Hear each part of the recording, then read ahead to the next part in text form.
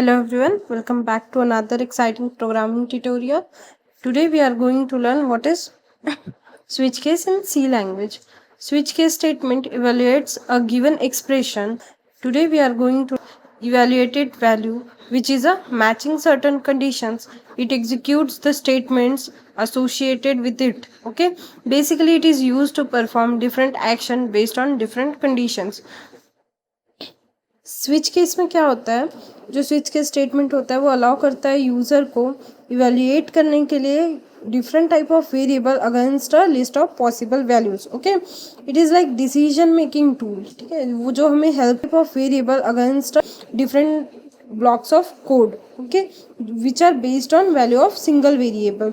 और ये जो है हमें हेल्प करता है हमारा code cleaner, more organized, specially जब हम लोग मल्टीपल ऑप्शंस के साथ में डील कर रहे हैं तो उसे मोर इफिशिएंट और ऑर्गेनाइज्ड बनाने के लिए. ठीक है, स्विच के स्टेटमेंट फॉलो करता है सिलेक्शन कंट्रोल मैकेनिज्म और अलाउ करता है a value to change control of execution. Okay, they are substitute for long if statements that compare a value to several integral values. Okay, जो switch statement है is a multi way branch statement और ये provide करता है एक easy way to dispatch execution to different part of codes which are based on value of the expression. Okay, in C language switch case statement is used for executing one condition for multiple conditions. It is similar to an if else ladder. जैसे if else के अंदर हम लोग क्या करते हैं, if else ladder के अंदर कि कंडीशन के अंदर कंडीशन पुट करते हैं, सेम वैसे स्विच केस के अंदर मल्टीपल कंडीशंस होते हैं और जो हम लोगों ने केस डिफाइन की है स्विच केस के अंदर वो पर्टिकुलर केस का जो ब्लॉक है वो एग्जीक्यूट होता है.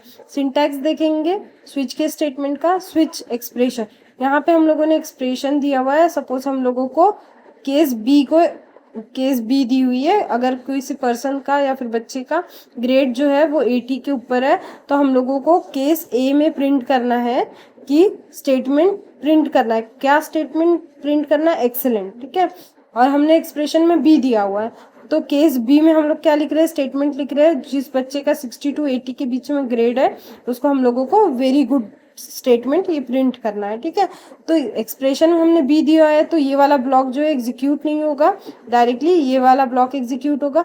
और क्योंकि यहाँ पे हम लोगों ने ब्रेक का यूज़ किया है तो डायरेक्ट जो आपका प्रोग्राम है वो टर्मिनेट हो जाएगा ये पर्टिकुलर स्टेटमेंट प्रिंट करने के बाद में. ठीक है, एक डिफ़ॉल्ट कंडीशन होती है. सपोज हम लोगों ने दिया कि इफ़ कोई बच्चे को ग्रेड मिले हैं 40 to 60 के बीच में तो एवरेज प्रिंट करना है. ओके, और डिफ़ॉल्ट में दिया है अगर बिलो 40 है तो यहाँ पर स्टेटमेंट प्रिंट करना है फेल. ओके, तो ये उसका स्टेटमेंट होता है.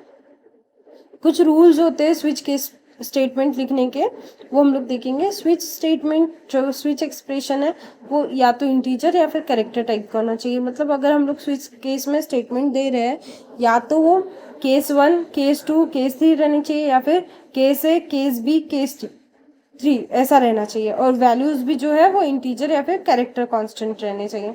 जो केस वैल्यू है वो हम लोग यूज़ कर सकते हैं सिर्फ इनसाइड द स्विच स्टेटमेंट. जो ब्रेक स्टेटमेंट है वो बिल्कुल भी ऑप्शनल होता है, कोई कंपल्शन नहीं है कि आपको ब्रेक स्टेटमेंट लिखना ही है. अगर ब्रेक स्टेटमेंट नहीं होता है, ठीक है, तो जो भी केसेस हमने लिखी हुई है ए बी सी डी या फिर 1 2 3 4 सारे एग्जीक्यूट होते हैं जो भी पर्टिकुलर केसेस में है.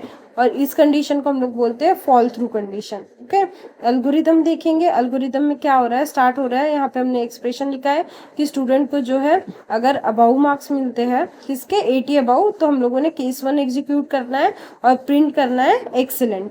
और उसके बाद में आपका जो है ब्रेक पर जाकर प्रोग्राम टर्मिनेट हो जाएगा.